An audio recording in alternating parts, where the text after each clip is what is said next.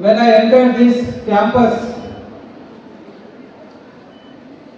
the NCC, the active NCC girls, they welcomed me and my team in a very, very excellent manner, and it shows that NCC is very active at Villa Mary College of Women.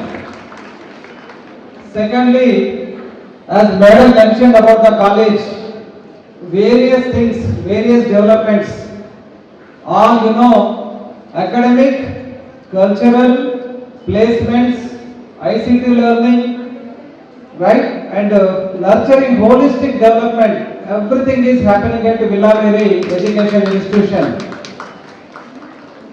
See, after sitting over here, after reaching over here, the cultural program performed by the girls, 19 girls, 8 red dresses and 6 white dresses and 5 blue dresses.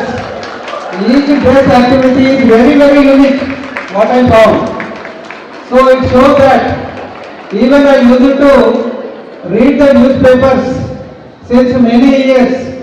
All the programs, cultural programs or any activity conducted at Villa Mary College, really extraordinary and very, very, very, appreciations to all the students for your excellent performance, cultural, right, social, and academic, and all round, the maturity.